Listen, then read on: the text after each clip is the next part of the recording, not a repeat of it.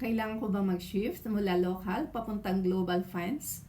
Kung interested ka sa sagot, narito ang simpleng explanation. Local funds ang mga investment na nakafocus lang dito sa Pilipinas at mga kumpanyang nandito lang din sa atin.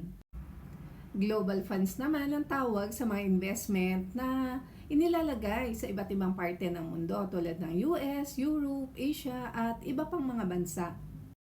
Ngayon, sagutin natin, mas mainam nga bang maglagay sa global funds?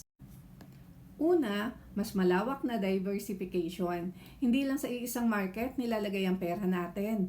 Mas maraming bansa at mas maraming industriya. Kaya kapag bumaksak ang local market, may marami pang market na pwedeng tumulong. Pangalawa, access sa world-class companies tulad ng Apple, Microsoft, Amazon at iba pa mga healthcare at tech giants.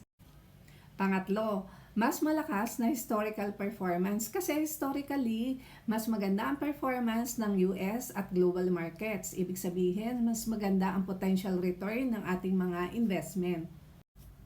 Pang-apat, peso protection. Alam naman natin na humihina ang peso ngayon.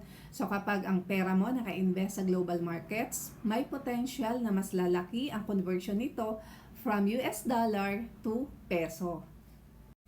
At panglima, professional na fund management. Kasi ang global funds ay pinapamahalaan ng mga fund manager na mas malawak ang karanasan at may deeper research pagdating sa investment.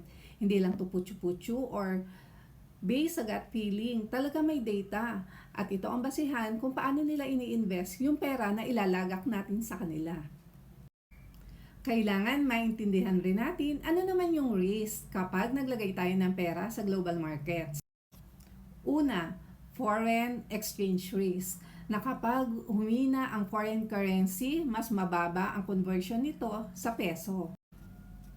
Pangalawa, economic factors. Siyempre, iba't ibang mga bansa, iba't iba yung kanilang sistema pagdating sa interest rate, sa tax, and also sa politics. These factors may affect our investment and also the return of the investment.